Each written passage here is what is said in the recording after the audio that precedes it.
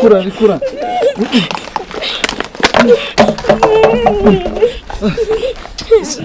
Mana yanjye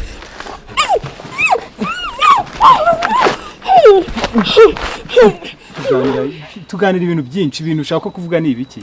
oya makuza ariko turi inshuti nanjye ndabizi nyine ko turi inshuti wangira inama urumva dukorana business ntabwo ngiye mvuga ibyo bintu by'ubushuti urabizi ari ibintu mpora nkubwira buri gihe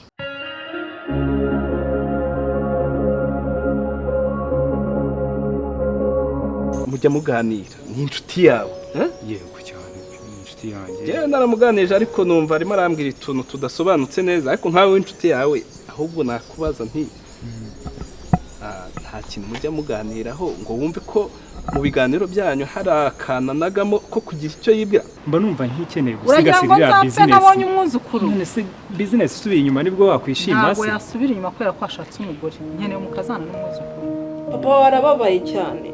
nubwo se nkuvugira ariko arababaye urimo uramutesha agaciro mu bantu hano dutuye nitwe twubashye urabizi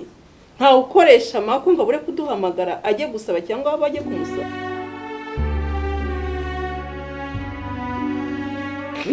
ngiye gufasha ndi kubona si wanyura ku muntu nk'uyu nguyu ukamwihorera mama umuntu ufite uburwayi bwo mu mutwe umunzanira mu rugo nkande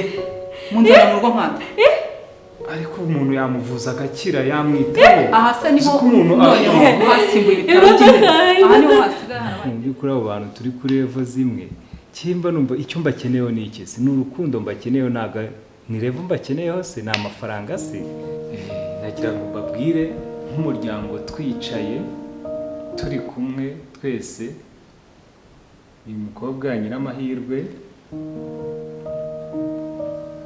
mureba hano ndamukunda yampaye